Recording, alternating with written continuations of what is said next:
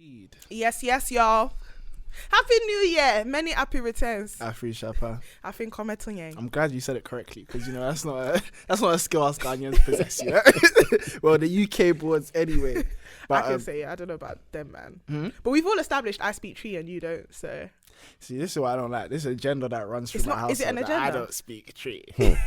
I speak tree, just not well. to the extent that you guys do, and that's fine. That's normal. Sure. You know, everybody in the house has talents. I think my sarcasm's unmatched. However, welcome back. We haven't seen you lot in a minute. To be fair, it's been a hot sec. It's your girl Lex, it's your boy Denz, and you are locked into Twin Podcast. However, yeah, we have a guest. Yes, sir. Yeah. Yeah. Do you want to introduce yourself, guest? What's your name? Where you from? To be honest, don't tell us where you're from. What's your name? Mm-hmm. You might as well plug your podcast. To be honest. Alrighty. My my name's Peter, but I go by Andu. That's my surname. I'm 25 years old. I also have a podcast by the name of the PG Podcast, the Postgraduate Podcast. Talk about Check us out. Spotify, Apple Podcasts, you know the vibes. And yeah, this is actually my first time doing an appearance on somebody else's podcast. So it's weird being on the other side. Yeah. Like, I don't know if you guys have... Does it feel like an interview? Not really. I wouldn't say an interview, but I can almost understand when I tell other people, be normal, be calm, but you still have to take a bit of time to understand, all right, cool, what can I and can't I say? Like, I've been listening to Twin Podcast since they started, so I understand the vibes, and these are my people. But even just sitting here, it's like, it's a bit weird. It's like, it was different. ooh, what can I say? Bro, you can say whatever, man. Don't want to get in trouble. Don't want to speak too much because, yeah, I speak a lot. But Right. So we're going to ask you the burning question. Do you think Rose could have saved Jack? Ooh, y'all doing up Titan. Sylvester Titan. Do you think Rose could have saved Jack? Was there room for him on the plank? Could she have saved his life? Or was he always going to die? Do you know what it is? He was always going to die. Hey. And that's I personally feel like men in those situations we're very selfless. So even if there was even if there was space, we would have said, you know what, for the greater good, you know, I'ma die. go true. I'm gonna hold this one. Yeah. I'm gonna hold this one. Do you know what I'm gonna say? The next time we have a guest, it's gotta be a lady because this is the second time. This is the second time they're gonna do this to me. Wait. So you think we could have saved Jack? Yes, I do. Okay, but you think he was always gonna die? I think he was always gonna die. All right, cool. What is your drink of choice? Rum punch. Hey. Straight up. Do you even have to specify? yeah. I don't have to. Santi, do you see your mates? I don't have to think about it. It's Do you rum see your punch mates? or anything Craig's with was, rum. iron. Craig's was at. I don't know, man. I don't know. Hella bass in his voice. Yeah, trust me. Can't even lend me a He's little giving bit. them the R&B. I've been gave listening them back to these R&B episodes just like, why is my voice so high? Like, Your voice isn't high. I just feel like it's hard to speak in your proper voice when you're in the studio. yeah, I hear it. Plus, You don't want to voice relax projection. too and- much yeah, because yeah. you can't project. And if I relax my voice bears, you don't know how I sound anyway. It'll just sound like I'm murmuring, like I'm Okay. mumbling. Yeah. Lex gets onto that with me a lot on doesn't her pronounce YouTube. his But words anyway, it doesn't properly. matter. Doesn't matter because that's not what we're here to talk about. What are we here to talk First about? of all, how has you lot's holidays been? As in Christmas holidays? Christmas and New It Year's. didn't feel like a holiday for me personally. You know, is I'm a that? really Christmassy person, but I think the whole being in lockdown thing just made it a bit. I didn't get to go see Christmas lights. Like, do you know what I mean? It's all okay. It's all a part of the experience for me to like even just rushing around doing last minute Christmas shopping. I like doing that. Like, it adds to the whole Christmas is coming vibe. But I didn't really feel like we were on a countdown. I feel like we blinked and it's like, oh my gosh, what, Christmas is tomorrow? Damn. And then you're eating, but the day was a bit dry. All the days meshed into one as usual, and that was my Christmas / New Year's holiday. Didn't do anything for New Year. No crossover service. Just at home. New Year vibes. It was just dry, personally. What How about yours? yourself, Andy? More or less the same, to be honest. I would say Christmas was, as it's been for, I would say maybe like the past 3 to 4 years that my cousins have stopped coming because Marjorie just can't be bothered to do so much cooking and cleaning or whatever. So she's just like, let me just do you four and that's it. But I think, yeah, to be honest, the same as the New Year's aspect. Like, I did manage to catch crossover service, but whilst I was on my crossover service looking at Snapchat, I'm seeing people doing up APs, and I'm thinking, people are outside in a panoramic? Fam, bro. Only for him to say, oh yeah, by the way, tier 4's not enough. Like, we're going to actually put you lot in lockdown. Like, I think I was saying this to somebody the other day that December to January, well, to be honest, maybe I'll say even like toward the end of November, but December to January has felt the same. Like, there's been no real switch up to make it feel like, all right, cool, we're actually in 2021. This is 2020.2. We're just in the second season. Yeah. brand new, brand spanking new. That's it. Same. Nah. So it's been a difficult one to transition, but you know, what if I make it in a life? One life, we have to make Word to I saw Face in the news the other day because it's her birthday, innit? Oh, and I was is just like, and I was just like, fam, I've missed this baby. Aye. Bro. She Like, I missed her energy. Like, she's just good vibes, man. She literally, I think that was even the hashtag we have to make it to. Yeah, because Did fam, she Got actually- so much time for her. Yeah, it was her Literally. birthday, innit? Obviously, bless God and that. So. yeah, if you don't follow Face in the News on IG, you should, because she's just so funny. she just makes me smile, you know. She just makes me Yeah. She's smile. good vibes. But my holiday, you know, mostly spent it with you. Inside our house. Whoa, don't make it seem like such a bad Hey, thing. no, I'm just saying. But it felt basically the same to me. What did I do on Christmas? Woke up, shaved my bald head, then shaved my bald head, and then they commenced and both of the days we started off late, innit? We started for like 6, like really 6 or 5, like eating wise. Yeah, So we it didn't was really like- eat early. Yeah, so it's kind of just like, To be honest, food was ready early on New Year. yeah. It I was. had work the next day, innit? So it was Yeah. kind of just like, yeah, cool. Oh yeah, doing this and that. What did we even do? Played a couple games. Were you helping out with the food? Or were you doing up? Loading, ding, loading. Bro, I was, of course, it was nothing but loading. It was nothing but loading. But I even fell asleep, you know. He I'm said not gonna nothing lie. but He loading. It was nothing but loading. I can't even lie to you, He bro. slept I on didn't. Christmas Day I- and we had to wake him up Is so he it? could eat. I was like, what's don't this guy think doing? I stepped foot in the kitchen. I don't think you did. I didn't see you in the kitchen once. Fam. Not that I cooked anything that day. This is like I didn't cook this Christmas. Mm. Which, to be honest, is a fact. Why are you laughing? No. Go on. Do it. Yeah, to be honest, it's a first because usually I'll at least make a couple of dishes, but I didn't cook this Christmas, so Fairs. But entertainment wise, the one thing that I can say that's been in all of our lives this holiday season, and I feel like it's coming to clutch, is Clubhouse, innit? Yeah. Clubhouse. Well, yeah. Anyway, but Clubhouse, yeah. The way Clubhouse came in, it was like the way House Party came came in like a wrecking ball. Came in like a wrecking ball. But the thing is, I saw Clubhouse like a couple of months earlier, not a couple of months earlier. Yeah, no, like in October, because the Joe Budden podcast, they mentioned it. But they were calling it the Chatty House. Because they were saying the Chatty House and how there was baddies on there. He was talking to baddies. Yeah, he's been in bare rooms. Joe Budden's a sick nigga. Like, Joe He's a Budden's deviant. sick He's been nigga. Deviant. bare Deviant to the rooms. max. But they were talking about on their podcast saying, like there's a new app. There's just like, but we're not gonna shout it out because it's just gonna like gain popularity. It's too late. It's too you like it or damn late. So I heard about it from there, but I wasn't trying to be on it because I didn't really know what it was like. And then more people from the UK were just jumping on it, and then it's like It was a bit exclusive and elitist in the beginning. Yeah, very much because you have so. to be invited. It was almost like you didn't get an invite. Yikes, sorry. Like that's people how it say was I'm in coming. the waiting room Yeah. for Clubhouse. I was just thinking, fam, what is this? Like, what is How can this? something be so cool? I'm waiting. It's not even really a club. Word. It's giving like popular kid in school has his birthday party. Word. Are you guys going to Josh's party? Bro. It's like, I didn't even know that the invites were going around like that. What, I just got having a something to party? say on that because I'll never forget. I'm gonna say this nigga's. Nah, I'm not gonna say this nigga's name. Nah, I'm gonna say this nigga's name. Daniel Craig. Yeah.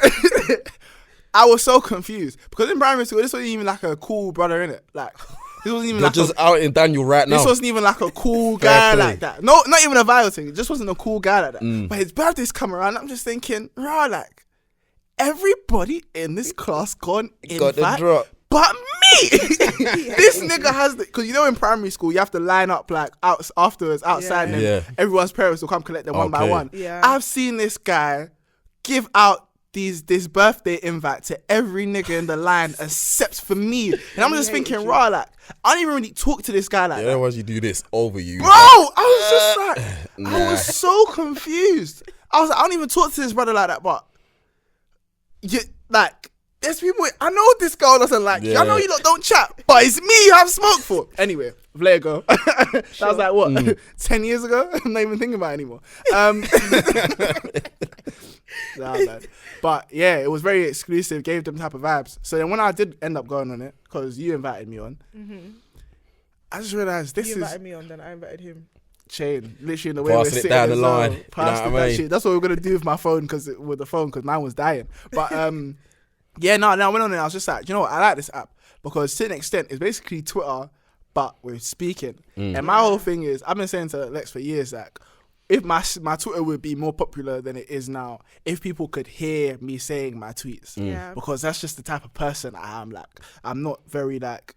I'm good with communication, I guess, but in terms of comedic timing and comedic delivery, everything has to come with this. Like it's all in the range or whatever. So then I liked it for that for that reason.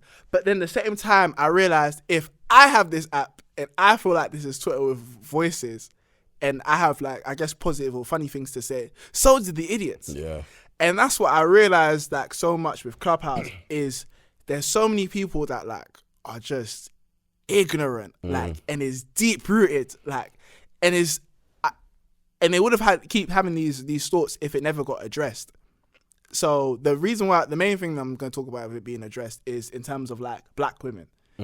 Black women have rooms on Clubhouse, like, if you really want to find it, you can find it every day, innit? Because there's always something to be brought up or spoken about on the behalf of black women, talking about issues, whether it be colorism, sexual assault, all of these issues.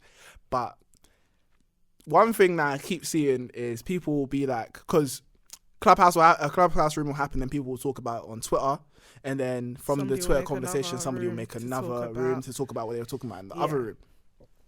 But what I've seen is a lot of these conversations from the behalf of black women are initially started by a guy saying something stupid or saying something that's rooted in ignorance. So have you guys been in any of these rooms since you've been on the app? I've popped into rooms, yes. Yes, I have. What can I say? I feel that, before I even say what I was going to say, I feel that Clubhouse gives an open opportunity to express yourself, which on the one hand is not a bad thing. On the other hand, a lot of what people express can be generalized, which is what we can expect at this point from Clubhouse. So people will make very general statements. The trouble with that is some people come on Clubhouse to have a genuine discussion to understand where you're coming from, and other people come on Clubhouse to tell you that their opinion is fact and that is it, point blank, period. And I feel like that's where discussion stops. If you think you're right and you're not open to hearing what anybody has to say, then why are you talking about it in an open platform? Why don't you just believe it at home by yourself? If it's just that I believe this and that's it and I'm right, they're not even actively convincing you as to why they're right. They just want you to know, I've said it, and so I've said it and it's right and that's it, and I don't want to hear what you have to say. And I think that the trouble is, all I'm going to say is, if we're talking about black women, it should be black women leading the conversation. Like, point blank, period. The time that I was actually in a room where I felt like this wasn't being done adequately was there was a conversation about the fetishization of Caribbean women. And I'm not a Caribbean woman. Oh, I saw that come up. Yeah. I went into that room and I wanted to genuinely listen, learn, hear from people who are Caribbean women and hear what they have to say, as well as obviously seeing these things myself. So there was no dispute on my end anyway. But there were some people in the conversation, it was really going off topic because they weren't sticking to the point of what they came there to talk about. And I think that happens all the time. But the thing is, there's no way of controlling that, I don't think. If you have people who are discussing something, I don't think there's a way to control a conversation. Whether you're moderating it or not, the conversation can always be derailed because somebody can say something left at any given time. And that's what keeps happening. And that's why everyone hates Sideman. Blah, blah, blah, the end. Is how I feel. I think more or less the same, to be honest. Like, I've chimed in and out of some rooms, but sometimes when I hear or when I see specific names who are either leading rooms or are in rooms, I'm like, I'm out. I'm like, this person, they're not a credible source whatsoever. They're just making things up. And yeah, in the same way, social media as a whole has definitely given people a lot more of a voice in comparison to how it's been before. But I think the same way that you said it, when you're comparing like Twitter to Clubhouse, Twitter, people can spew their opinions, but there's no context behind it. You can't hear how somebody's saying something. Whereas Clubhouse is like the step up. It's giving the people who are button bashing, typing as many opinions as they please on the TL. They're now coming to speak about their opinions, and it's like, right, you lot are actually as mad as you tweet. Yeah. Like, you're really this crazy in real life. And the one thing that this has shown me is, I honestly thought like I was like an average guy. Like, I thought a lot of people thought like me and my people, but listening to this isn't even so far gone wider community. A lot of these people are one person removed to a lot of us.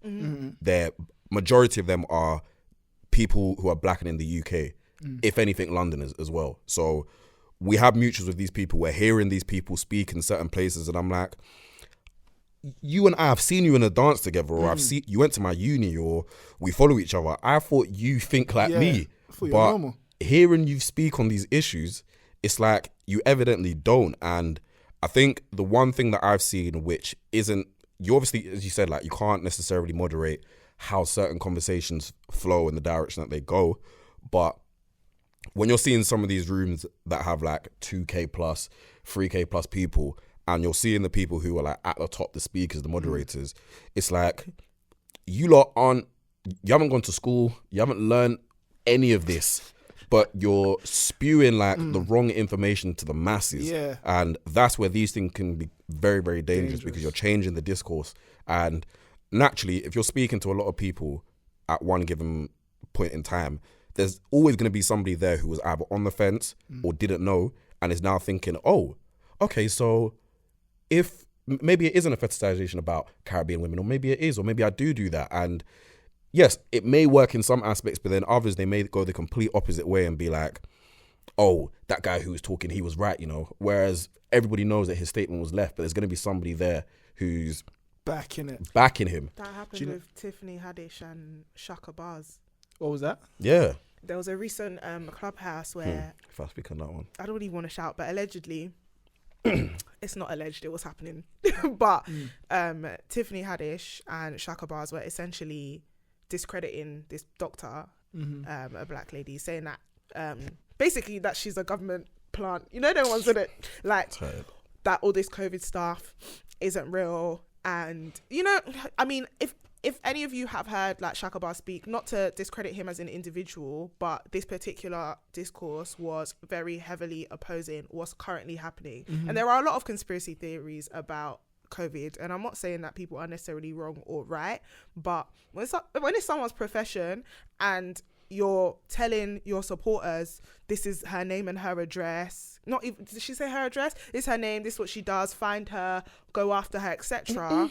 Yeah, like, why are we not protecting black women when we talk about protecting black women all the time?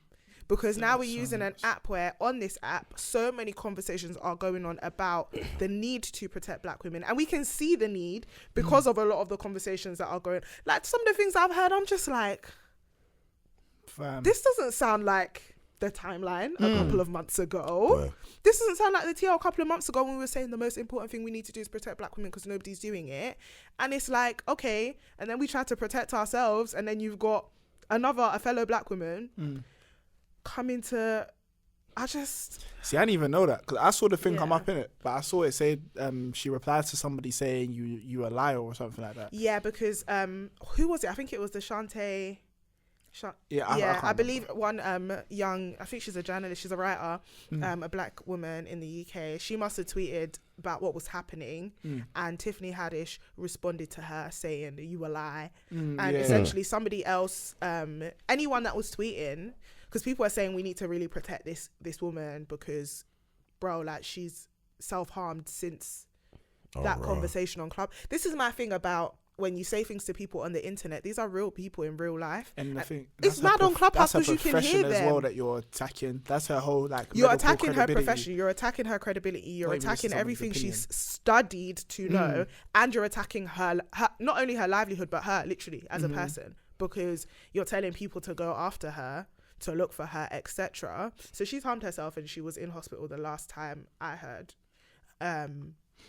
It's mad. But then she responded, Tiffany Haddish, and this is on her main verified Twitter. I don't know where the PR is because they need to come. Management, get her phone. Somebody needs to come and take her device from her. She responded saying, yeah, she too has felt depressed because of growing up in the foster care system and having been sexually abused, and basically listed all the things that had happened to her in her life as a way to combat how she's made somebody else feel. And I can't get with that. That's one thing I hate, about like a lot of conversations that happen in like regardless of even Clubhouse or just in general. I hate when people turn things into like trauma wars, because that's not what it is. Nobody said you were never a victim. Like, no one said you're a victim, but you're still, regardless of that, you're still doing something. So if you understand how these situations or circumstances should make you not be more sympathetic. Do you get what I mean? And especially with like platforms and stuff, like what we were saying with like Clubhouse and Twitter and this and that, like from celebrity figures as well, all the people that go into these rooms and have like mass followings,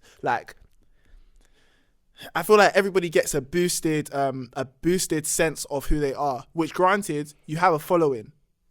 That can boost you. Millions of people or thousands of people, a couple hundred of people, even tens of people are telling you daily how much they like you and how much they'll do anything for you, which that's going to affect your mind state regardless of who you are. But then when you now use that, because if you're inside your circle, I don't know too many people are just like, I'm sitting with my mandem, I'm just like, this person's getting at me. Hey fam, if you look go look for them. You don't do that in your group of friends. You wouldn't do that in your group of friends. So now that you have a following, now why are you now using that as a platform to be like, go after this person? Like I don't get that, and I never have. And when you have these boosted platforms, it's just so much more dangerous. And to link it back to like the rhetoric of protecting black women, it's across social platforms. I feel like people only really use it, or people only speak about things when it's trending. Like this theme of protecting black women. That's why people are hating Sidemen now, innit? And to an extent, I get it. But at the same time, he's now said this is his brand essentially. Like he's going to keep talking about black women issues, and even past that, even through when it wasn't popular or when it had dipped in popularity, he was still talking about it. Even now, like he's make this thing like a weekly thing. If there was more people with information inside these conversations, that would be a better outcome of them. But I at least respect him attempting to bring light to these issues, because he must have, I can't remember where it was his Instagram live. No, not his Instagram live. He did an IGTV a while ago, and it was talking about black women, but from the male perspective, which is kind of like what I want to talk about, because I can't talk too much on the female experience, because that was, as you said, should be led by women conversations. But from what he was saying, mandem wise, like he sat down with himself and like asked himself like, like what is like consent to me? And like how, and what is consent to my brother and like my guys, because like how do we see things? And it was very much that he had a very like transparent conversation about I forgot the exact details of it, but I think it was I forgot. I think it was educating or speaking or checking your boys on stuff that they do, which mandem rarely do. Seldom do they do such. Like mandem rarely do. And with what you were saying before about you thinking that you're like everybody else thinks like you until you came on. I thought we were all normal guys. Until you come on the internet, you think loads of people think like you. And then especially with Clubhouse now, you just realize how many people don't think like you. Because I have conversations with my boys about consent and stuff, or I've had conversations with my boys about colorism issues and where our rooted preferences have come from. I'm thinking, right, like this is a common conversation amongst like boys, and it's not until you speak to other women or you come into these groups, they'll just like how much of a rarity that is. Because for me, my whole life, people have been telling me, oh yeah, you're a good guy, like if I've spoken to a girl, she's like, oh, you're different, or I'm just thinking, oh, you're just spewing bars my way, you're just trying to gas me up, shorty. But it's not until you get older, you have more conversations with girls, I guess, that are outside of like your immediate group of friends or like the people you circulate with, because Clubhouse or Twitter even, but Clubhouse more so, you're actually speaking to people that you may not have come into contact with. They always say in London, you're always like a friend of a friend away from somebody, and it's very much true.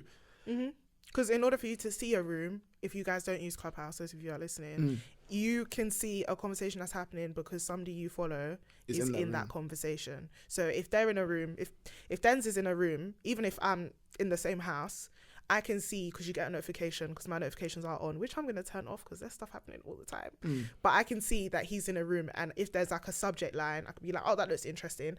As soon as you tap on a notification, takes you into that room, now you're in it. So anybody who's in that room who I don't know, they're one person removed because he knew somebody who was in that room because that's somebody he follows. And if he doesn't know that person, that person will know somebody else in that room. And that's just how it goes. So everybody in there is one man removed from the next man. Literally. But that's how you get into the conversations, essentially. And I think even with the point that you're making about like having the conversation with your boys, thinking that, you know, we're the only ones who think like this. I think even when you're in front of people who are telling you that, well, this isn't the case, accept it, because I can't tell somebody else what their truth is. So if I'm saying within my friendship group, oh, we've never really had an issue with colorism, we don't necessarily judge women due to the tone of their skin, it's just we've been liking black women. But then I'm speaking to another black woman and she's saying, oh, but not all black guys are like that.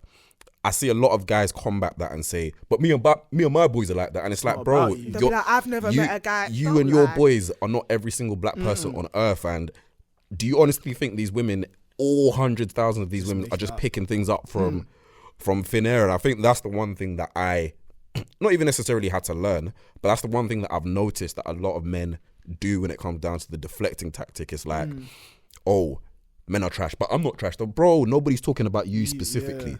But in the same way, the rest of your people, or there are a lot of your people, who are doing these things. And so, yes, stay on the straight and narrow, but also the conversation almost has to start on your end. Because if I'm telling you that there are 10 guys behind you who aren't doing what you're doing, but you're not seeing them, bro, you need to turn around and start talking to them and telling them, oh, you lot, apparently we're not doing this. What's this that we're not doing? And then you're having the conversation and you're realizing some guys aren't actually on what you're on. And I guess that stems from the whole thing about guys having to speak to guys about these topics rather than women educating, because you can imagine, even when we're having the race topic, obviously don't want to derail too much, but it's tiring talking to these people about what you have to do and what you don't have to do. Common sense, Google, speak to the people around you. Like, how do you not get this? And when I'm listening to rooms which are for women, by women, but then there's like one male speaker on the stage, a lot of the time it's either they may have one ally, but then there'll also be somebody who's the complete opposite, who is there saying, oh, but then teach me how to do better.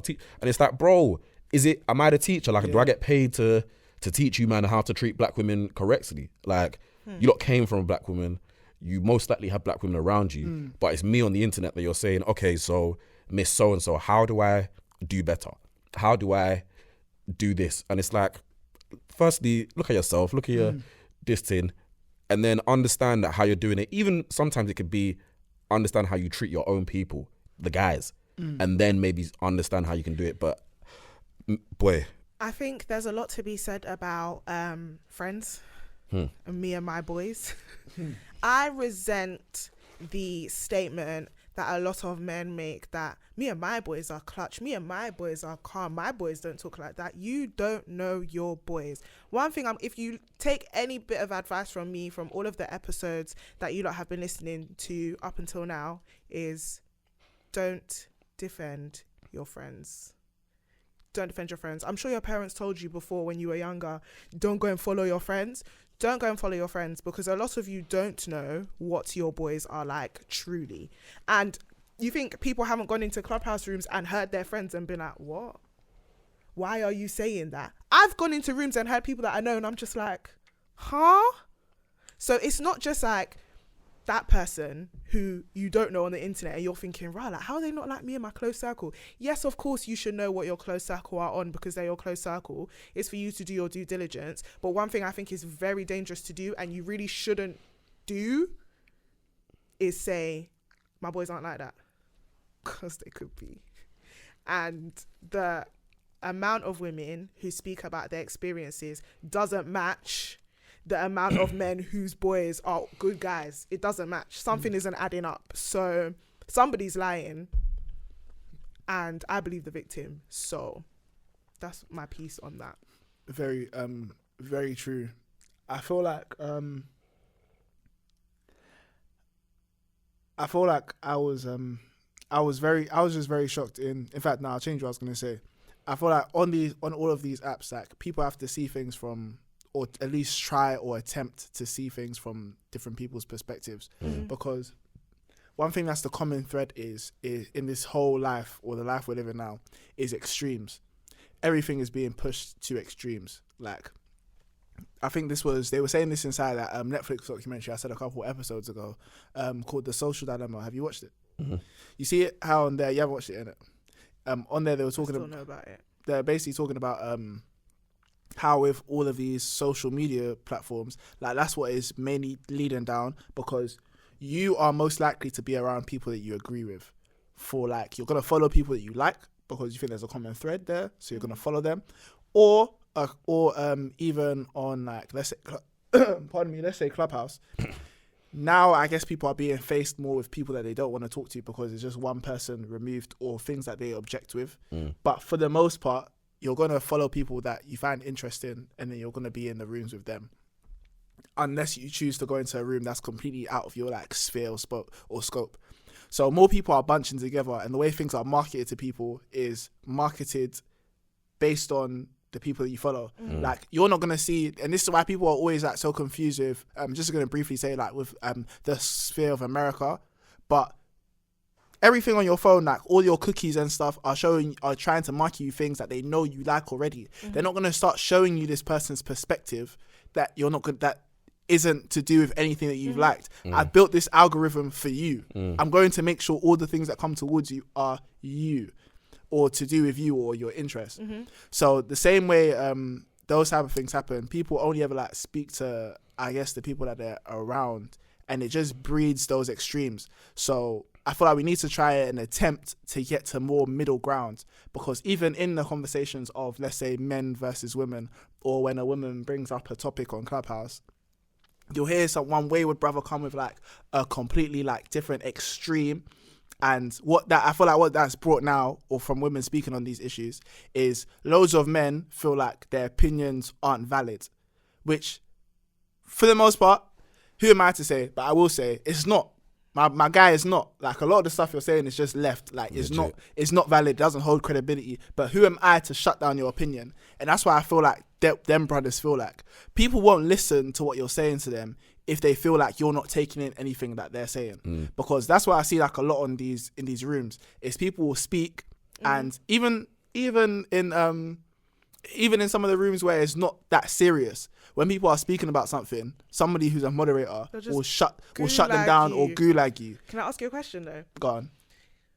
By that standard, does that mean that if you find Clubhouse, for example, or Twitter, or any of these apps to be particularly bad vibes, does that make you bad vibes? To an extent, yeah. Because I kind of think it does. Yeah, to an extent, yeah. Because for me, when I'm finding Clubhouse bad vibes, it's because I'm in a room that I don't like. But I'm only in a room that I don't like because somebody I know was in that room. So I thought, seeing as I know you you might have enough credibility to me as an individual where I think you're not just going to be in a mad room. But when I go in the room and I'm hearing the conversation, I'm like, I'm going to go. And if I don't want to hear this. I can tap out of it. But I feel like if I continue to be in rooms that I don't like and I continue to take in things I don't want to hear or I don't think are particularly healthy, I feel like that's me adding to the being bad vibes. Yeah, that is. That's one thing like so many people have addressed. Like I was chatting to one of my mates about this the other day, literally, and it's just like, oh yeah, I'm inside. Like we keep going. She was like, she keeps going into these rooms, and I was just like, or she keeps being in these rooms, just like they're idiots talking and stuff. And we're just like, I was just like, but, and she was like, oh no, but to be honest, I know I'm doing myself because I'm clicking on these rooms. Like there's something innate in us that likes this challenge. Yeah, that likes this conflict. Drama aspect of it. Yeah, like the drama aspect. People are bored inside their houses all day. People want the drama, but then you have to ask yourself, Drama sells as well. fam, everything is It really does. Drama sells. how do we know something's a joke until you start being serious? You can be like, oh yeah, I'm only bad vibes because it's Clubhouse. Okay, but when are you gonna start being serious? Because if you're you're bad vibes until you start being good vibes. Yeah, that's the truth. So if you keep going into these rooms, you keep having these conversations or these conflict conversations, I don't think stuff is necessarily going to change. We have to try and come to a middle ground within them, because like I was saying, those voices that feel like the man that feel like they're not being heard, then just like, okay, cool, I'm just going to shut up and not say my opinion. That, to an extent, we love it. We love not to hear what you have to say because we might deem it as stupid. But at the same time, these people are still holding these values and executing them. It's better that they share it and then somebody speaks to them on a level and is like, yo, like, you're wrong. And this is why. Yeah, and this is why. They can understand. Rather than just like them. They're gonna go to the next room and say the same thing. Do you know what I mean? Rather than being like, oh, you know what, you're chatting, West, go. Because those people will just then create their own room and more like-minded people will come to them, and it will just be the spreading of that rhetoric.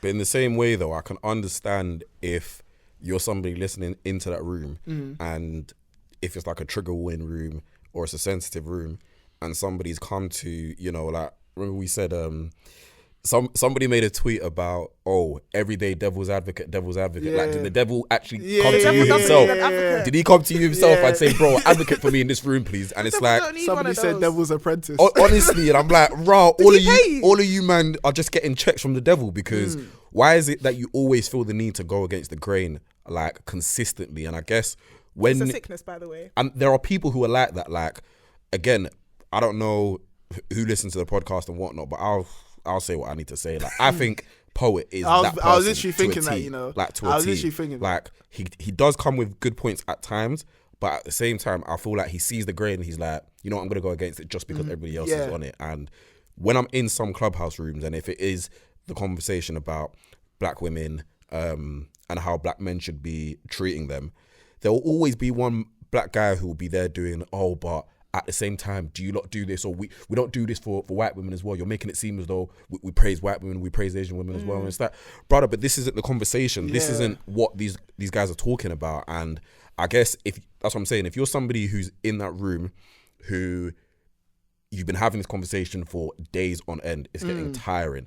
I can understand why you're like, I don't want to hear this conversation more. Get this guy out the stage, like, boo, get him off. Boo. But then in the same way, yeah, legit. But then in the same way, it's like, as you guys have said, if he's not necessarily being told why or how his way of thinking can be, you know, problematic to people, then, as you said, he's just going to be like, you know what, F this, I'm going to go make another room. And then why black women are always gulagging me. And then that will be the title. And then it's like, the conversation starts and then it'll just be a bag of man who've been gulagged from other conversations. It's like, what, you got gulag too? Yeah, me as well, man. It's like, F this, F this, man. How are we going to get around it? How are we going to get around it? And there was one, I think I heard somebody in another podcast that I was listening to on the topic about social media and like, kind of like, are you bad vibes and what you take in, does it actually affect you?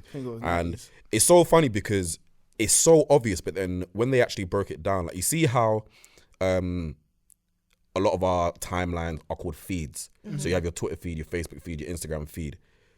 Feed is literally like, when you feed somebody, what do? You give them something to eat, they put it in themselves. And when you think about it from that aspect, it's like our Twitter feed is literally everything that we've chosen to have on the menu.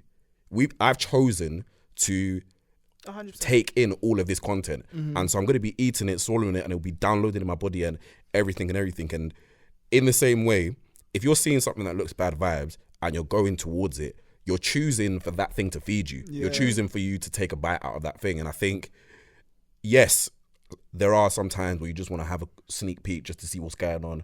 There are other times where people will be like, you know what, I actually want to get involved in the conversation, start tweeting about it and whatnot. But then when your mindset, or if your mindset starts to change, sometimes you have to attribute it to what have you been choosing to take in.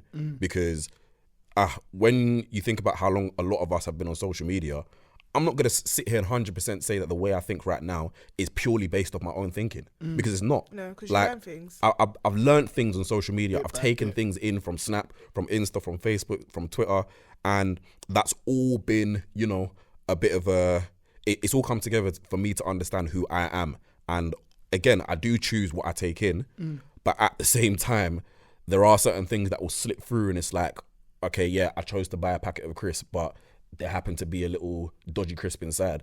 Accidentally ate it, gave me a bit of a stomach ache, and that's how these things happen. It's that, yes, I choose to follow Denz, or I choose to follow Lexus, but boy, if somebody that you follow retweets something onto your timeline and you just happen to retweet it, and it doesn't necessarily align with me, I've now taken it in. I'm like, oh, okay, but okay, that's not bad though. Like, but that's the thing. It depends on openness. Yeah, I guess like it's on that front as well. What you were saying about like people and what people want to take in, and if you are always shut down and you just leave, you don't get the chance to learn. But equally, you have to be open and willing to learn. And I think, looking from the perspective of, if I'm in a room and the room is about me, and let's say it's my autobiography, people have come into the room and they're telling me, what? You weren't born on the 27th of November. And I'm like, yes, the hell I was. And they're like, no, you weren't. There's no way you were. You're not a Sag. And they don't want to. I'm gulagging you. Get off of my stage, because you're not open to listening to why I know that, because it's on my birth certificate, because I quite literally have proof that I was born on that day, because it was literally written down, because my mum was there, because my dad was there. Do you get what I'm saying? Like, there are reasons why somebody's yes is their yes sometimes. And I feel like you have to be open in order to be afforded the privilege of being educated. And I say this as well because, again, not to derail the conversation, but when we talk about white people and their access to knowledge, we always say Google is free. But what do we mean when we say Google is free? Google's only free if you want, like, yeah, you've got Wi-Fi, you've got mobile data. Everybody doesn't search everything though. Like, there are so many things I don't know. And I've learned on Twitter. Or somebody's made an infograph and put it on Instagram, and I'm like, what?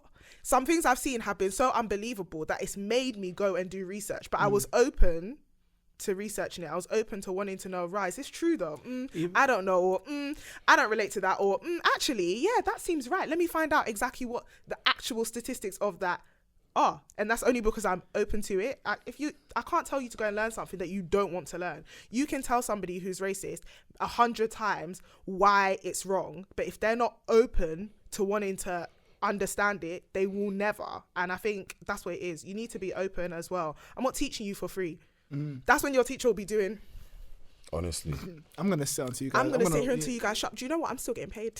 When your teacher says I'm still getting paid, just know they can't stand you because they are still getting paid, and that's a fact. And they're trying to tell you learning is your decision. You have to choose to learn. And I think, again, with this whole thing of being fed, everyone's a bit passive with what they want to learn. It's like, if it comes up, I'll see if I like it.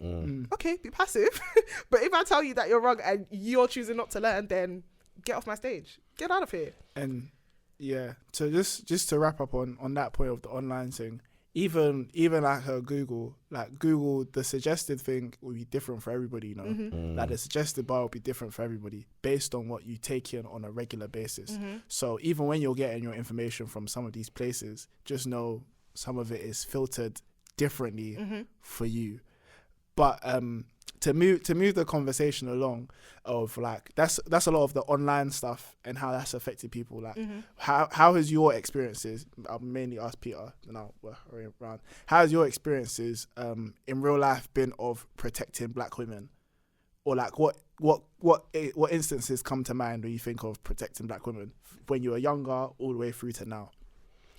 I would say, which is so funny, yeah, and this may even just be like a bit of I wouldn't say a jokey one to start with, but a lot of the times when I've been out, maybe post-uni, I would say, so if I'm in like Shoreditch or something, at social events, I think there's a thing that I see black women do where if you're their friend and either they're being moved to or they're in like a kind of like a bit of an awkward situation, they will either do the whole quickly act like you're my boyfriend and be like, all right, cool, say no more.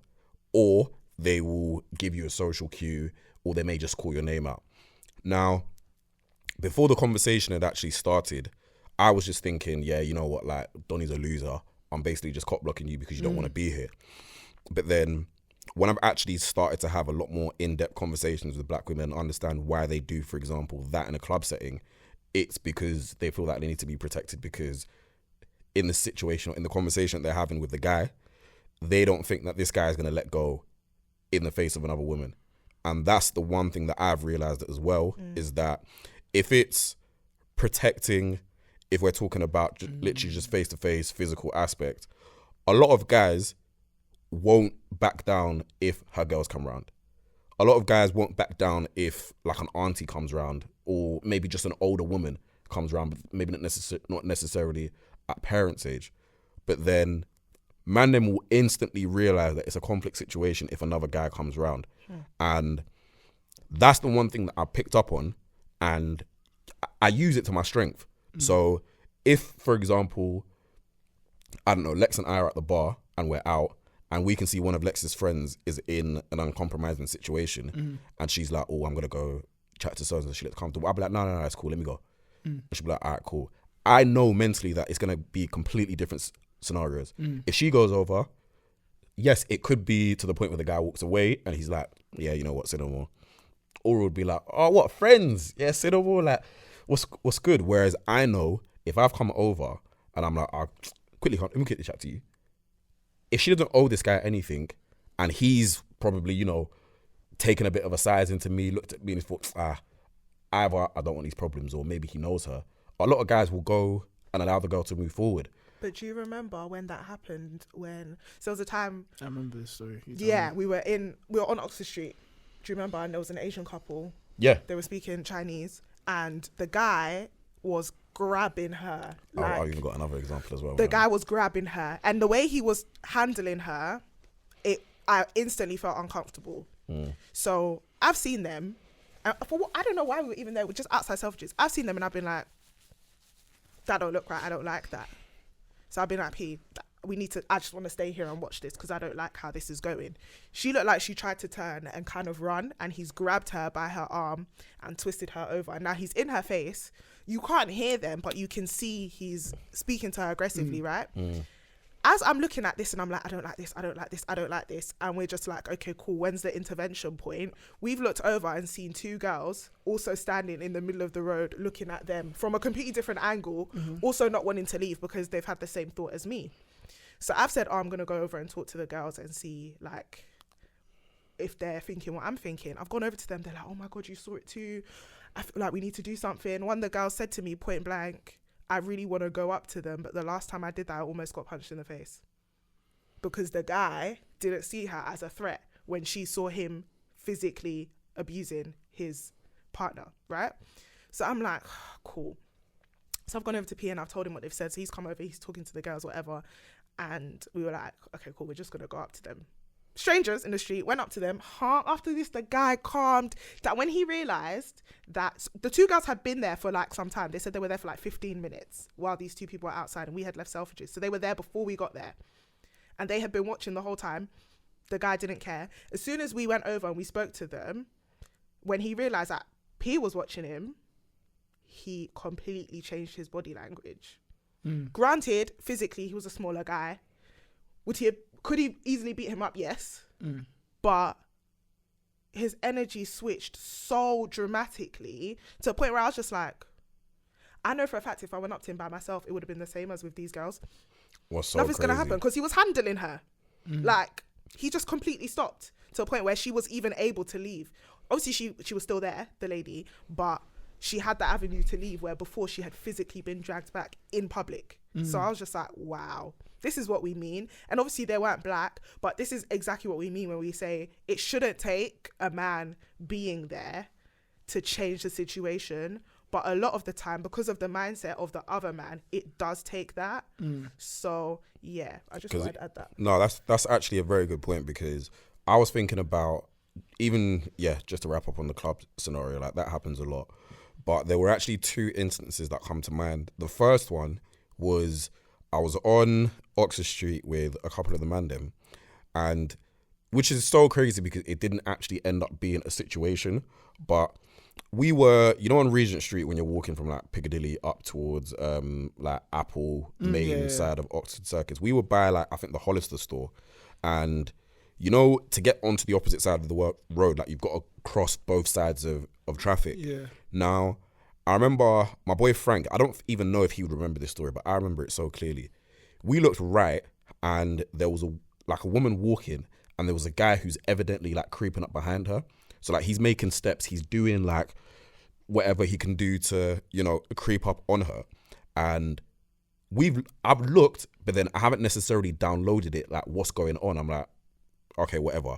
But I carried on walking, and then Frank has literally seen it and he's gone straight across. He's like, yo, you man.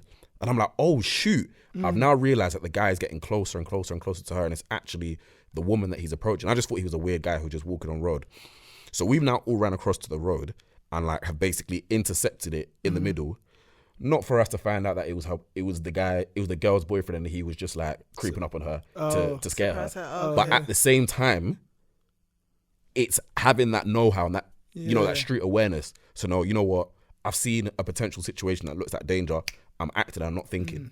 And I think a lot of men in that situation, or a lot of guys, when you speak to them about certain situations, they will either say, it's not my business, or I don't know who the other guy is.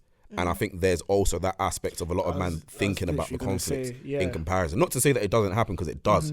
There are times that men will step up, will stand up for women, and it will be an issue between the guys. But in a lot of time. But in the same way, I think it's firstly having the mindset, because the second scenario, I'll make it very quick, but last year when I was on holiday, I was in Malta, and I was in the sea, and there were 2 girls who were on holiday who were evidently in the sea as well together. They were just doing what they needed to do. And now I'm sitting by the deck chairs, in fact, and I can see that there's, those like, they're like Central Africans, so like the Francophones, so like probably like an Ivorian, Senegalese guy, them ones who they've probably migrated to Europe, sold a little distance on the beach and that. Like, he was in the water, but he kept making movements towards the girls, and you can see that he's trying to like play with them, he's throwing water on them, he's talking to them, but I can see that they're looking uncomfortable. They're like, this guy needs to leave us alone. But he's just not getting it. He's not reading the social cues. He's not thinking that he's making them awkward. He's just there doing, hello lady, come, where you go, why you get scared? And I'm like, nah, this looks a bit dodgy still. Like, so I've now gone into the water, and I've slowly like made a move towards the guy rather than the girls, and seeing if they're okay. So I'm like trying to, put a bit of a shield in front of them. And this is what I'm coming to say about the conflict situation. So I'm like, yo, bro, come. So he's like, yes, my friend. Obviously we're in Malta. There's not a lot of black people. So he's probably thinking, all right, cool, this is one of me. So I'm talking to him now, and I'm like, you're right. And he's like, yeah. These girls, man, they don't want to talk to me. They don't want to talk to me. And I'm like, just leave them, man. Whatever. Like, let them go. Let them do their thing. Trying to, not come on anti to the guy. He's now trying to have a conversation with me, asking me where I'm from, whatever. I'm not really trying to talk to him. I'm just giving him one word answers. And I'm like, all right, cool. Let me just dilute the situation and then keep it moving. But then when he can obviously tell that I've, been into the water to kind of like protect the girls, or like give them a bit of an avenue so they can leave, I think he's now clocked it. and he thinks that I'm now coming to him on aggro. So I'm like, relax. He's like, what do you mean relax? Where are you from? You're Nigerian like me. And I'm like, you're not from Nigeria, whatever. He's like, oh, black people need to stick together, X, Y, Z, all of this stuff. And I'm like, bro, you're not understanding that it's not about this. And obviously, everybody who's on the beach side, like where the hotel that I was staying at, they had its own private beach. So everybody who was on our side was staying in the hotel. They're now obviously watching, and I'm guessing they're probably just thinking, two black boys in the water, like whatever. But they're not taking in that I've tried to diffuse the situation and it's now escalating. So I'm trying to calm him down. He's getting more agitated as the conversation goes on. And in my head, I'm like, you know what? I'm not coming to fight on a holiday in another man's country where he probably lives here. And secondly, there's all these white people behind me looking at me. I'm the only black guy in the water. How's this going to look? And sad to say that we actually have to go through these things that we're thinking about, all these different situations in one go, when it just comes down to sticking up for somebody or just trying to diffuse a situation. But nonetheless, like, it was diffused. I diffused it. I kind of like just aired him and allowed him to, go about his business, do what he wanted to do. But you can obviously tell that he was frustrated, that he's kind of like, I wouldn't even necessarily say that he was angry that he's been cock-blocked, but he's angry that somebody has like stepped to him. And that's the situation where I can perceive a lot of man, regardless of your culture, regardless of your language, this thing is like almost inherent in certain men where their pride is all the way here. So you have to square up. To the point where they're thinking, if you're stopping me from talking to a girl, then it's problems. Like there's something here. You're stopping my bag. And I think a lot of guys probably need to get out of that mindset where it's like, it's not every guy that comes to you is on smoke. But then in the same way, I understood it when the girl came back to the beach and they were like, oh my gosh, like, thank you so much. Like, I don't know what we would have done if you weren't there. Bearing in mind, there was one black girl, one white girl. I'm not even necessarily seeing the colours per se in that situation. I'm just seeing women look like they're in compromising situations. But the one thing that I just wanted to finish on that point is I know so many guys who would say, I wouldn't have stepped in, but if it was my mum and sister in the water, I would have stepped in. And for me, it's why does it need to be that? That's exactly why what we're going to come to. Why does it need to be somebody who who you see isn't a mad thing? Because God forbid if something crazy happened, what are you going to do? Go back to your hotel room and be like, that was mad what we saw on the thingy though. That was crazy. You're now seeing certain things on the news and X, Y, Z, whatever. And you yourself, you know that you could have stepped in, but you're just thinking, that's mad. I know you want to go on to what you're gonna say with the point, but just to briefly go off what you said, the two things that you said really stuck out to me. The first thing was what you're talking about, is in like the out-in setting of you're out, and then it's mad, and then it's like your friend will come up to you. When I was younger, or even like I'd say as far as young as that first year, like I would think, like even with a girl, and I used to go most places usually with girls because those are the only people I knew. But if I'm with girls and then a brother comes over and tries to move to them, I'm more so like walking away because I'm just like I'm not trying to be a cock block in it, because I'm just like it's not a that thing between me and the girl.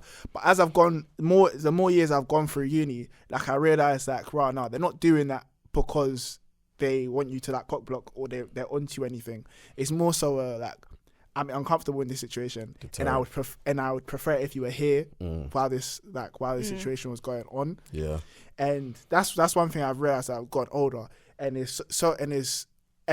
before I wouldn't have said anything, but as I've got older, I'd be like, yeah, no, like big man, like she's cool, like she's alright. Me, I'm not the biggest of guys, but it doesn't really matter to that, because when I was younger, I'd say like I was thinking about this the other day.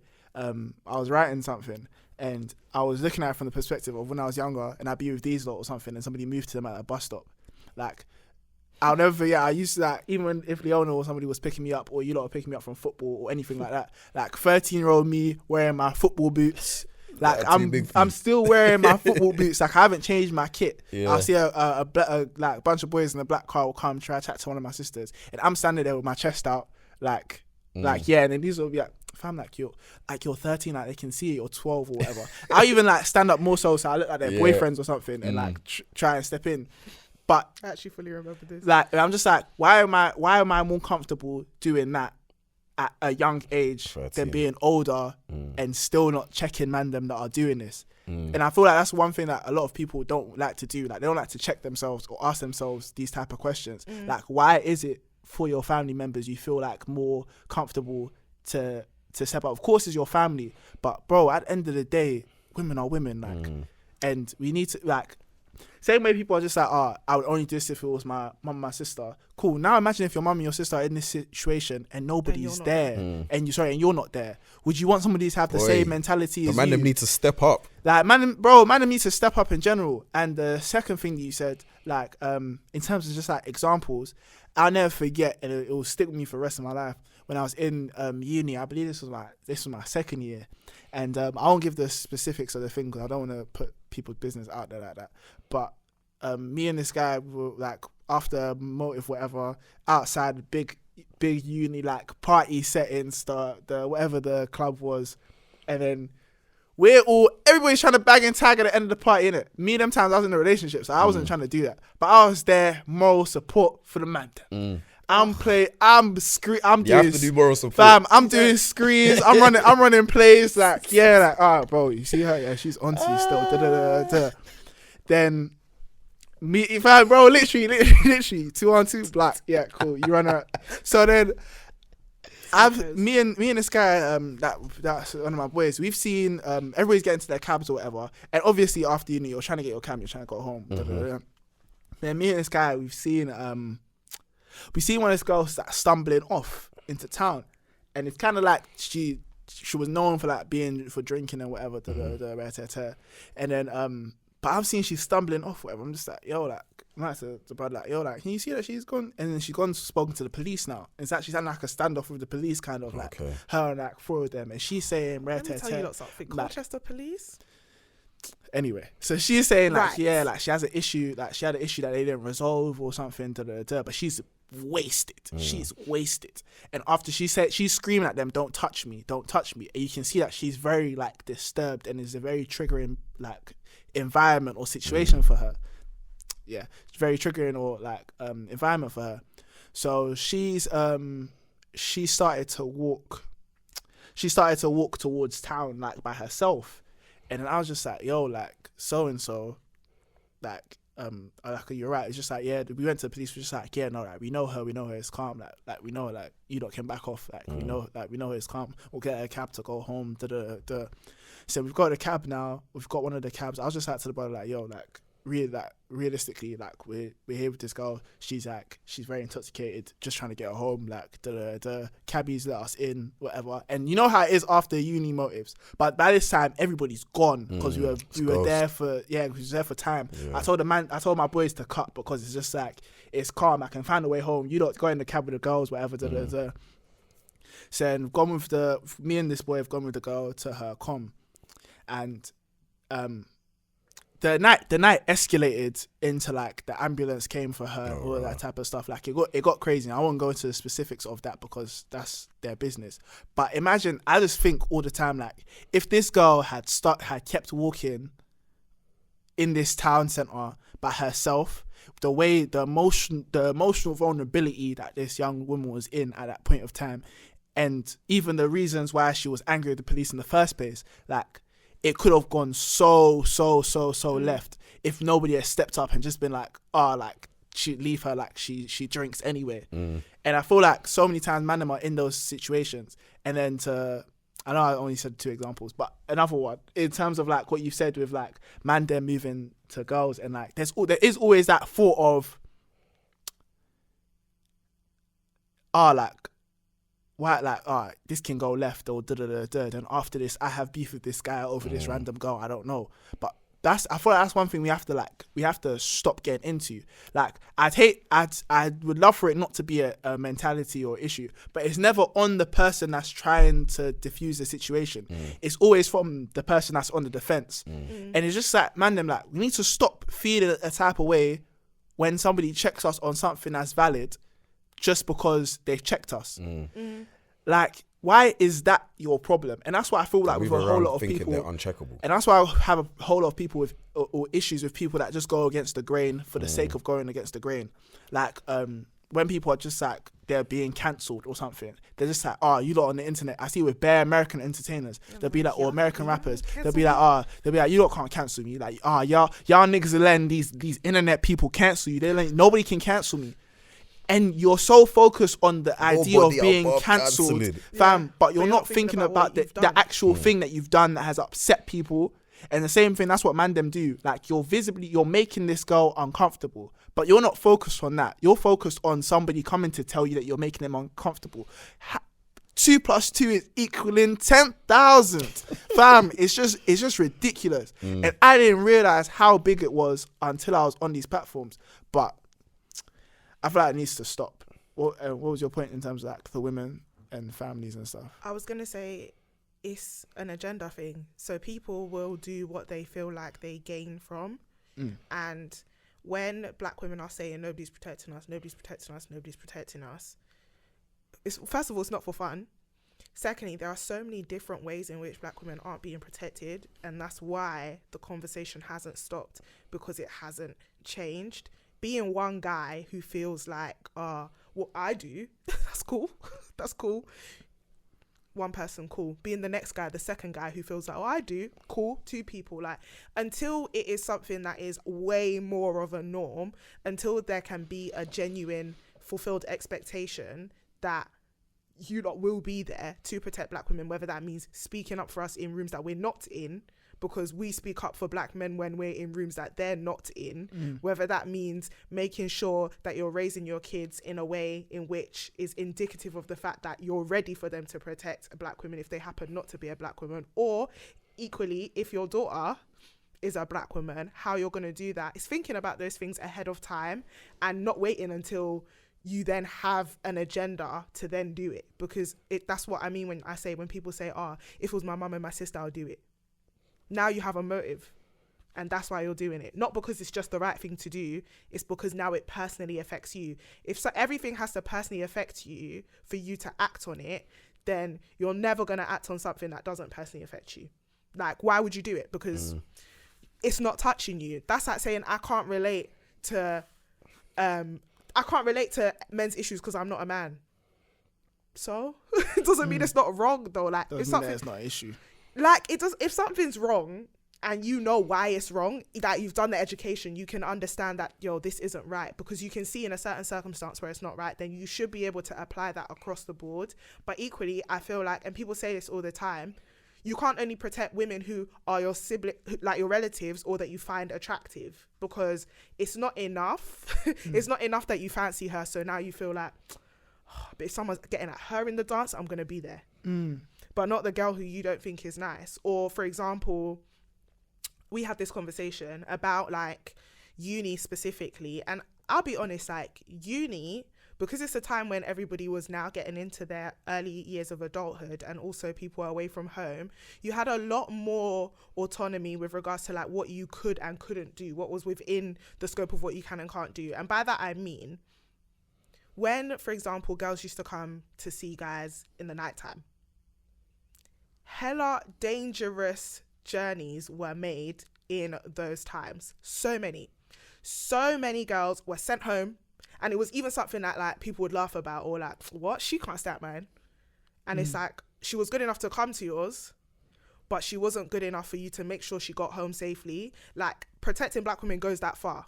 It goes as far as, okay, you don't want her to be in a relationship with you. That is absolutely fine. Yeah, okay, cool. You know what she came for. That's also absolutely fine.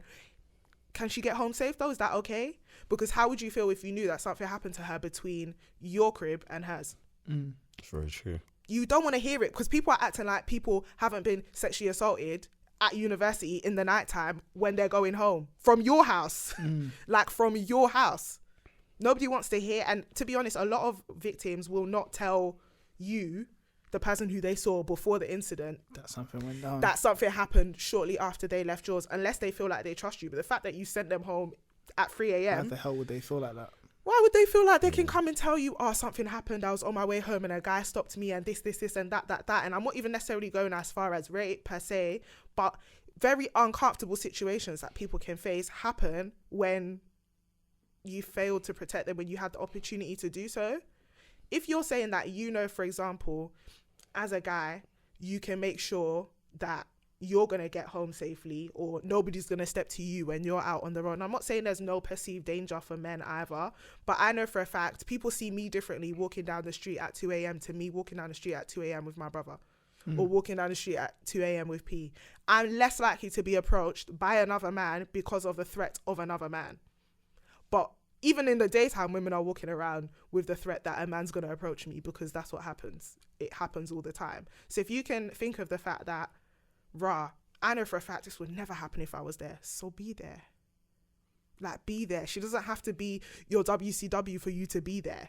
If you know her, that's enough. Do you know what I'm saying? That's one thing I was like, when we had a conversation, like, by the way, PS, it was so annoying because we wanted to have this conversation like a month ago. Yeah. And Like this? Yeah, like this. Yeah. Like, we wanted to have this conversation like a month or two ago, like literally the end of November. We wrote in the notes and stuff, but we just didn't get around to recording it. Yeah. And then I've come onto my YouTube and seen these I love these man so much. 90s babies, okay. Charlie May, because we really love them. yeah, we love you lot like so much, like. But we saw Charlie Mace bring up the point of like just like not just protecting black women because they're danking it, but he was talking about more so like Clubhouse and things. Like, when I was doing the And I washing was, yesterday. fam, I was He literally screamed and was like, look what just came up, because we had seen the Charlie Mace episode. And obviously if you lot know Charlie Mace, those of you who are listening and you listen to 90s Baby, you know that was gonna be a good episode. I had even saved it to my watch later. I said, I need to have time. I'm gonna sit down and I'm gonna really listen to this and watch it. It's gonna be funny, it's gonna be interesting, it's gonna be good convo. Not him coming to scream to me to tell me they've come and they've spoken about it. Fam, literally, it was like the last 5 minutes of the episode of the clip as well. I was just like, fam, blood in my eyes, because this has happened with us like bare times. Yeah, I feel like just podcasters in general, like, you know, like stuff that comes up, you'll think of something. There's stuff that you guys have, stuff that you guys have spoken about where I'm like to Gordon, these not spoken about. Yeah, bro, literally. We had this in our notes as like, well. When you guys had the was it a digital designer or the art designer? Like, I think it was. Yeah, no, I think it was one of you lot's boys, and then all the brothers in like music and stuff. Yeah, and I was just like, I wanted to talk to digital design, like, or graphic design, like for. But then it just happens, innit? But that's why I was really annoyed about this one, because we had this loading the basis. But big. On that point, even like after moving to girls, like at the end of Motives, like that same scenario where I was talking about with my boys and us being outside, like, you are more likely to take a nice girl home, obviously.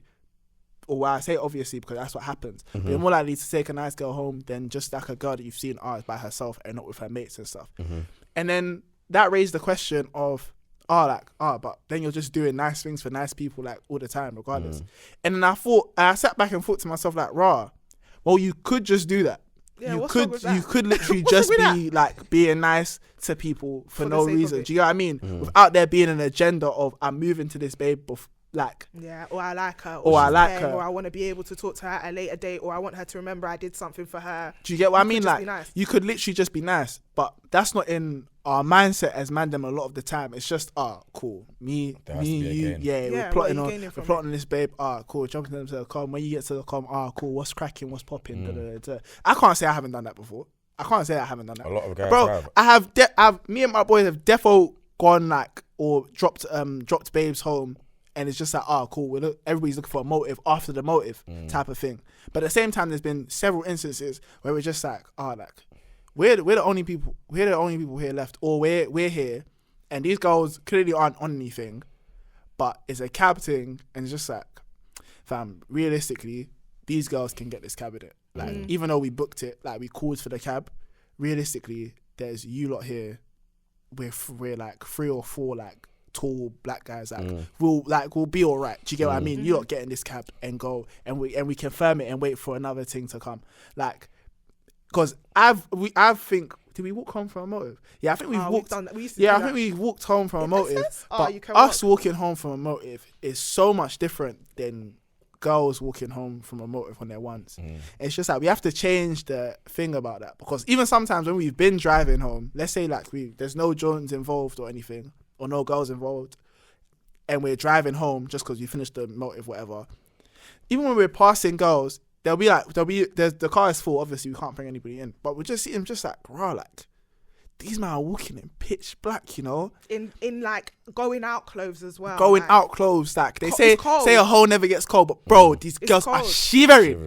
They are cold. shivering feverishly. This is a temperatures to play with, especially in Colchester. Fam. But you know one thing about that as well, though? I remember in Colchester, you could run out of cabs. I don't know if you guys understand, like, it's a different type of city. There was no Uber. Colchester There is still no Uber. Yeah, they actively voted against Uber because of the cab community. The cab drivers were not on that. So you could only call a number of cabs. And when I say a number, like, you had Panther cabs, you had 1, 2, 3, 4. There was one cab and it was literally just all the numbers, well. Whatever. You had 888.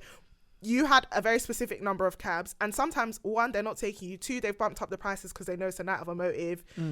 You could run out of cabs if everyone's gone, and like it was Liquid when I was there, but I think it was Attic. Yeah, it was a big venue, so if the night is done, boy, there were times when they told us it's a 3-hour wait for a cab. It's 3 a.m. Do you get what I'm saying? So you could run out of cabs. So many people walked home, and when you think about it, it's ridiculously unsafe. Like, it's ridiculously unsafe, but I was always fortunate in the sense that I either had a friend who was driving or the boys would call cabs for us. They always made it home somehow, some way. But there were points when like there's no cabs left, so it's very possible that girls are walking home from the motive not even by choice. They have the money, but there's simply not a cab to get home. So it's scary. Like, it's really scary. You wouldn't want it for, like, you literally wouldn't want it for somebody close to you. So you should. So why do you want it for a stranger? What's crazy even in that situation as well is that I think, based on basically what both of you guys have said, is that men are aware of the perceived dangers that are open to women. Like, we know it. And I think the knowing is one thing, but then the acting on it is the other thing, because as you said, your boys are booking cabs for you or they're dropping you home. The mandem are putting girls in cabs before themselves. Like, I'm not going to say that, again, I'm walking around thinking that I'm uncheckable and whatever. But if you put it under the uni umbrella, I never felt that there was never any fear of me walking anywhere in Leicester at any given time of the day. And I did it from 12 to 12. I'd probably been on the road at any hour on my own. And I was comfortable in that sense. But as you said, in the same way, I wouldn't necessarily want somebody who's even close to me to be in this situation. And so when you're perceiving these type of dangers, you know, I'm walking through town at 3 a.m. to go check the mandem, but bloody hell, there's actually no one on road. Like, even me, myself, I need to make sure that I'm just checking my left and my right mirror, just to make sure that everything is good. But I think even with that hyper awareness as well, certain guys will, which is so tapped to me, but they will even play into that. So I don't know if you guys had seen, there was one video that was circulating on Twitter a couple years back where there was a woman like basically walking down, I don't know, it looked like she was walking through an estate, and the guy started shouting at her. And then a black guy was basically doing the whole "why are you running" thing. He was like, "Why are you running? He was like, come here. He was chasing her throughout the thing, bad. and I was like, see, bro, the reason why she's crossing the road or she's briskly walking away, don't necessarily attribute it just because you're a black man in the hood. Think about you actually being a man. She's scared. Regardless of the time of the day. Think about you being a man at this time. Do you really think chasing her with a camera and saying, why are you running? As soon as you catch her, you've cornered her into a corner. She was literally at the door and she was quivering. You know what I mean? And then you're there doing, we're not all that bad, you know? It's not every day across the road. Do you really think this is going to make her think, you know what? You're right. Next time, I'm going to stay on that road. Like, it's going to be to the point where she's either not getting on road at a certain time or she's having to pay money to do this and do this. Her normal route, you're now shaking it up completely. And I think... To her door, bro. You know what I mean? And I think even with situations like that, it takes that, you know, hyper awareness to understand compromising situations for women and almost, you know, like do the complete opposite of what they're doing. So if you see a woman walking that road I cross the road a lot of the times. I'll make sure that you seem as comfortable as possible.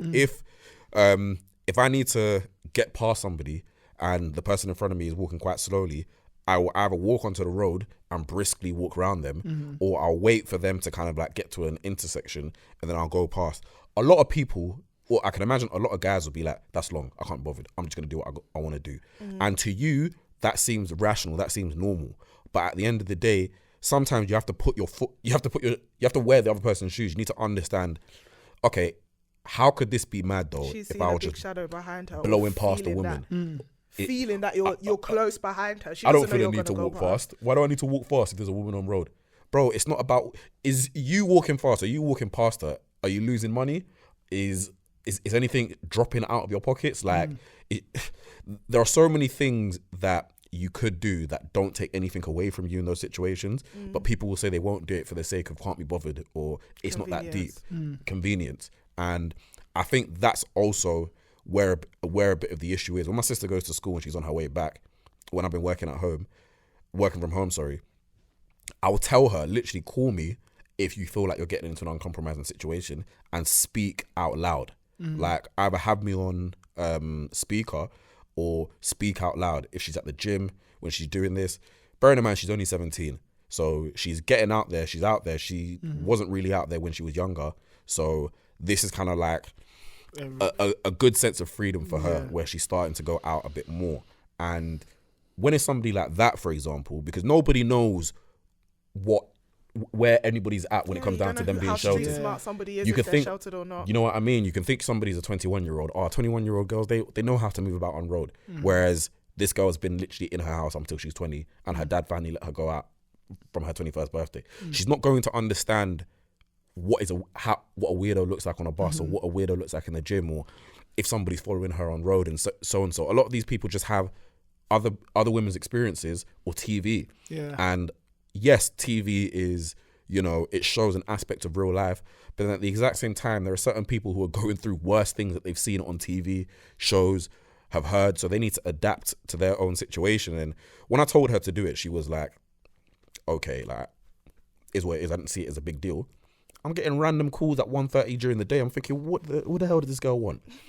She's like, there's a weirdo on the bus, like, speaking out loudly. And I'm like, oh, now I've clocked what's going on. And for me, I've told her to do that, to just, to get comfortable by calling me when you're in danger, but then also, or not necessarily even danger, but then, understand. Identifying that, this exactly. Is uncomfortable, you can at least focus in, and that these situations. And I'm thinking, for other women who aren't necessarily having these conversations with either a big older sibling or a parent or whatever, like, I know when Lex used to tell me, I think maybe around like 2013, 2014 times, she used to tell me that there was almost a summer period that somebody would approach her every single day. And to me, I was like, that's crazy. Like, that's madness, that every single time you leave your house, somebody's approaching you. If your dad told you, oh, anytime somebody approaches you, call me, your credit bill would have just been dad. And it gets ridiculous. And I think those things put it into perspective about how normal some of these things are to some men. And you kind of need to, like, take that level of normality out of it. And it's like, not every day just walk behind women. You know that you leave, you finish your shift at 2 a.m. or midnight every day. You're probably always going to run into somebody on road. Cross the road, bro. Like, walk on the other side. Act as though you're on the phone. Speak out loudly. I don't understand why you need to make it seem as though, especially as black men as well, like, we know the stereotypes that we hold. We know how the world sees us. Like, we're not obtuse to these things. But I'm not saying, oh, don't feed into it and just be yourself. Yes, still be yourself. But then in the same way, there are certain situations that you can just completely take yourselves out of for the sake, and it's not down to race. It's more down to gender. It's not down to you saying, oh, I need to speak a certain way in front of white people. No, bro. I'm saying when you're in spaces where a woman could feel danger, purely down to you being there, you don't need to say, I'm not a danger to you, by the way. Let your action show that she's in danger doesn't mean that you've done anything wrong. It's not on you specifically. You don't even know what people's personal experiences are with when they've left their houses and what people have done to them. You don't know that on that same route she's been harassed several times, or maybe even once, but it scared her straight, but it's the only route that she can do. I've seen people taking crazy routes home. Like, somebody posted a video, I don't know if you lot saw it, it was a couple months back, and it was on was it on TikTok? Yeah, she was recording her route home that she takes from that school or work. I'm sorry, that was but crazy. I wouldn't do that. It was the woods. Like, it was the woods. And I don't want to say this is why bad things happen, because bad things just shouldn't happen. If you're like, people should be able to go home whichever way they have to go home. But it looked like she lived like, you know, in the countryside a little bit. She was literally walking through woods in the dark. Nothing but what flash on her phone was the most that she had. And I was thinking, I wouldn't want to do this route in the winter. In the summer, beautiful, probably beautiful, green, bright outside, absolutely fine. But sometimes the perceived danger even changes by the fact that it's dark at 4 p.m, bro. Like, yeah, maybe you've been doing this route every night after school or after college or whatever, and it was fine, but it's dark now. So just cross the roads, because it's scary now, because people can feel you when you're behind them, and it's just not a nice thing. And if you were in a situation where somebody bigger than you or somebody who you might be afraid of was behind you, you would feel the same. So why can't you understand it when it's not you? I just think it's weird. I've been there. I'll wrap this up in a sec. But I've been in a situation like where I was telling you this when I was going. I went Strat and I was coming home, and then there was the girl that was like, got off the same train, walking like the same way, and it's like from as you.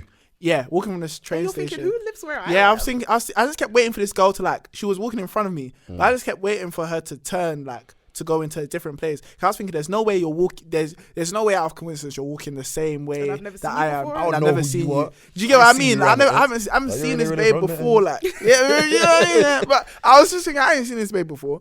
So cool. Got to first exit or first chance of going 3 different routes. She's turned left like me. I'm thinking, cool. This girl's gonna keep walking down this straight road while I turn right to go to the zebra crossing. She's turned right to go to the zebra crossing. Even now, so there's still 2 options of going straight, going left. I'm thinking this girl has to be going straight. There's no way she's walking left like me. She's bust her left. And mind you, I'm like, say the distance that me and you are, and I'm walking behind her. And it's just like, fam, like, there's even on this road that we turn left now, there's bare different options to go right or even keep going straight. I'm thinking this girl gonna go one of these ways. When it's come time for me to bus onto my road, she's same distance from where you are. She's gone to the same way. I'm just thinking, right, like, why am I? And I've even slowed down my pace. But I was like, oh, that makes it feel like even more of a creep. So I was trying walking faster. I'm just like, now I'm on this girl's neck. And then I'm like, and I've gone to her like, by the way, I know we've been walking, haven't said words to each other. This is very awkward, but I'm just letting you know, I'm not following you. I'm really surprised you're walking the same way as me as well. And she was like, yeah, no, I know. It's just like, yeah, like it was a bit awkward, like, yeah. And then we kept walking, yeah. But now let's say it's like the distance, like me and Lex. And I've gone. Yeah, now it's awkward because he said something. She's like, yeah, that's awkward. So I've spoken to this young lady walked. She's got to like her door, or whatever. Yeah. And it didn't even end with like me like moving to her or something. So what? She lived local to you? She lives on my road, bro. Right. And I've never seen this babe in my 21 years of life. Like, and it was simply much of what? You're 22. 22. That's what you know. What, I even told her I was 21 as well. You forgetting how old you are. I even told her I was 21 as well. And I was just thinking, but I corrected that I'm 22. I was just like, but now it seems like I'm doing that young nigga thing. Where it's just like, yeah, because she was older. But regardless, even just diffusing those situations. You tried it. It's got to take them L's. Anyway, so it's like, just even like diffusing it in that circumstance of, it's purely I'm going in the same direction of you. Just see it being like, yo, like, it's not a that. Just to make people comfortable. And I'll wrap it up by saying, I feel like mandem don't do that around like women enough because they're afraid of feeling or being seen as less manly or feel like their manhood's being taken away from them because of these things. Bro, just because of what a quote unquote the traditional view of masculinity is doesn't take away anything from your masculinity yourself. Like, you're not losing anything as being a man by making a girl more comfortable. If anything, you're being seen as more of a man in her eyes. Definitely. Because those are the traits that she might aspire to be in company of. Do you get what I mean? But with that being said, that was longer than I expected it to be. Yeah, but it's a lot to talk about. Yeah, I thoroughly enjoyed this conversation as well. Definitely. Hope you guys did as well. But to wrap up, do you have top picks? I do have top picks. Do you have top picks? Yes, I came prepared for the top picks. Okay, that's crazy. So we're gonna start with our guest. Yeah. Alrighty. 3, yeah? Alright, so I'm kind of like... Why do you sound nervous? I'm kind of like... No, not even on the nerves side, but I've put... These are 3 songs that I've been rinsing, but then I kind of wanted them to like, interchange into each other. So they're of the same type of sound genre. But the first one is Check Your Balance by Curtis J. Banger. Dance to my dance. Listen, That's that one. delicious. We love a hip life sample. When I heard the little snippet that they put on the TL, I was like, what? He had that snippet loading for a He was minute. loading from 2020. Seriously, I was like, nah, this is sounding smooth. Like, even with the little Yoruba as well, I was like, nah, this is hard. The second one, I don't know if anybody's listened to Midas's EP. You love a bit of Midas. But Cloud 9 is amazing. Like, for you to enter, obviously it's her EP, so it's not an album. But for that to be your opening track, I was like, chef's kiss. It was amazing. Cloud 9 by Midas the Jagaban. Cloud 9 by Midas the Jagaban. So Midas Touch is the EP. It's track 1. You can't miss it. Don't finish me. And the second one, I feel like these two have been on a roll. Like, I'll give it to them because I wasn't really a big fan or the greatest fan in uni when they kind of like made their emergence. But this song, I've really been feeling lately. Young T and Bugsy, New Shape. I like them. And that's a tune. The reason why them a I lot. like this song so much is I love strings, like, in music. Like, I love when the guitar man or whatever The guitar man. goes on his own little solo bit towards the end. And yeah, if you take in that song, New Shape, there's like a bit towards, I think it's maybe just before the outro, where there's a part where the strings go and it's just, whoo, again, chef's kiss. So those three, in good shape. Hey, like, it's crazy. So those are my top three picks. Top three picks. Is Top that- picks. Top picks. Yeah. That's how y'all do it. New Shape, Cloud 9, and check your balance, Check Your Balance. Check it, by the way. fam. What? Yeah, them shoes are cold still. You? Oh, I'm next. Yeah, you next. Okay, cool. I just love this woman so much. She's just so sweet to me. She's all I want. You're all I want. Solana, Caesar, please. She's very gorgeous to me. Very Caesar. Caesar like Fam. salad. I love. He said Caesar. I love this babe so much. She's fam. great. You've loved her for a long time. I've loved her I'll for a give long him that. time, Like, man. if he starts Like- tweeting, I'll do about since like he did. Fam. Yeah, no, I feel like I've heard He's you loved say her it. for a Fam, bro, long I time. love He this loved woman. her from Vic Scissor days. Fam. Good days. What Good day a in song my mind needs to to- take a step, I bro. don't think I've If you, when you haven't heard, I don't think I've heard it. bro, the way what It'll be Scissor in the does, topics what playlist. Scissor does, yeah, is Scissor will say stuff, yeah, or she'll put a song out and you won't deep what she's saying until you like sit down and look at her lyrics, fam. Okay. Fam, You bro, need to listen to that song well in Fam. in the AirPods. fam. Oh, what a This tune. babe said, what did she even say? She was talking about she's the one. All the while I'll await my armored fate with a smile. I still want to try, still believing. Good days, bro. It's not. She's My so armored sweet. fate, Horrid. my fate is secured, but I'll wait for it regardless. Oh! Reload it. I reload Poetic it. with it What still. a babe. All right, cool. That's my This first is a top pick. banger. My second top pick is I feel under pressure now. my second I feel top like I know pick what one of yours is gonna be. is City Girl by Ari Pensmith and Jonah Christian. This tune, yeah, I got put onto this tune by Bella, who she put out her EP recently. I was on a podcast with what's the podcast? Set the Bar. I was on Set the Bar podcast, and we were So talking. everybody's still had an appearance on a podcast now, huh? You know what I mean? And she was like, we were talking about our favorite songs from last year, and she said this was the tune. And I was just like, okay. Like, I'll take your opinion on it because you're an R&B singer or whatever. And then, bro, I listened to the tune first time, wasn't really feeling it, but I was just like, oh yeah, it's cool. Then I listened to it again. Bro, I love when people like, I love harmonies, like, and when people go into high, like, it was hitting my soul. I said, yeah, you know what? You, this Bella, you're going to be a superstar. Because, You got a good ear. Fam, you've got a good ear. Like, She's great though. the ear was amazing. And my third top pick, I just want to make sure I haven't put it here already. Lex knows I've been banging out this tune. I just want to get the brother's name right. So scared.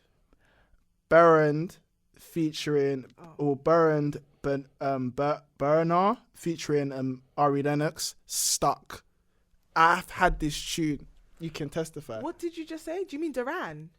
Duran Bernard. I used to watch this guy on YouTube. Yeah. I was thinking Barrett. I was thinking who's Bert? No, fam. Duran. Yeah. If you lot know about Duran, I used to watch him on YouTube with all his covers. What a great guy. When he did Leanne Lehavas Lost and Found with Hira. Wow, you lot go back on YouTube and Google it. Fam. I'm gonna go look at his things because I haven't even listened to the rest of his project. But since I heard this one, fam, his falsetto is unmatched. I was just like, how are these two doing this on the track, bro? And then it's like, you know, the ones where it's like it pauses and they stop. Yeah. And then the tune comes back in and it's like they have like a Nate Dogg sample in it. Yeah. And then he's like, talk to him, Nate Dogg. Don't get stuck. Fam. Love Nate Dogg. But yeah, those are my top 3. Those are my top picks. Okay, as for my top pick, since we're talking about Miss Ari Lennox, so I hope you guys know that Jasmine Sullivan dropped Hotels, and that woman is a woman. Like, I don't play about Jasmine Sullivan in it. Fantastic lady, and she's giving us R&B with I Want to Sit on It. Are you dumb? Oh, Are you dumb? I saw Featuring that- Ari Lennox. I saw On It somebody featuring tweet that. Ari Lennox. Bro. that was right. Oh yeah, That's a lyric. there was a whole lot of filth on that tune still. All I'm Whole lot of saying- shit on it, Really whole lot of wholetailing No, on no, that. no. She wholetailing, It was and Oh. I he said, "Oh, am here for it. Like, I'm here for it. Great track. People are posting their lyrics. It's coming ambiguous. I was thinking, what do you mean you want to what? yeah, very, You very, wanna very, sit on da- what? You said very what? dangerous, very dangerous." Smoking some- Listen, When I say I listened to it on IG Live, so for those of you who follow me on Instagram, you may have been with me while we were doing our makeup and listening to Hotels. But anything with Miss Ari Lennox on gets my seal of approval because the babe doesn't miss. And Jay Sullivan doesn't miss. So you can imagine that's a match made in heaven. And I saw something about Issa Rae and turning it into a film. is it? Yeah. Did somebody tweet or did Jasmine tweet it? I think Jasmine Sullivan tweeted it and she was like, "Oh yeah, I'd love for me and Issa to write something for this, and this will be the soundtrack or whatever. I'd write the soundtrack." But anyway, I'm just, I'm probably just being silly. I was thinking, sister, please, don't do this, because I heard Insecure is stopping after season 5, and there's blood in my eyes. So I'm gonna need something from Miss Jasmine Sullivan. My second top pick is Thames with Damages. So I don't know why I never heard this song before. Literally the other day. biggest man sing. Yeah. I recently discovered this song and I said, wow, that Thames. Anyway, Thames can sing. Like, her tone is gorgeous. So Thames with Damages. And people asked me when I was listening to it the other day, what song is this? So I know that you lot will like it. So my second top pick is Thames with Damages. And my final top pick, Activate Me. You captivate me. Davido, Stoneboy, Activate is the song of the summer, and summer's not even here. I haven't heard it yet, you know. My God, if I was in Ghana, Damn. what? Do you know? Anyway, me personally, I've said many a time that I really like Davido. Like, I do like the guy. I just like when he shouts, like, You've had, when dude. I look into your eyes. This one I divvy do. I just, Joe what is a banger. That was going to be on my top picks, but I thought, let me just relax. But yeah, Activate with Stoneboy. I like that song a lot. And I think it is very much giving Dirty December. Like, that's what it's giving. So those who were in Lagos or were in Accra for December, lucky sods, they were probably hearing it everywhere. But great track. Activate, Stoneboy and Davido.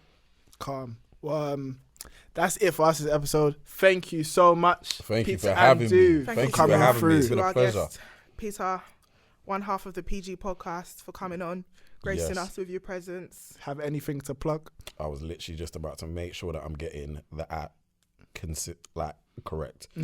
All right, so you lot don't really want to follow me on my actual account. I don't post anything other than funny memes and funny videos and stuff. But So you do want to follow but him. yeah, my will probably be. Will it be below?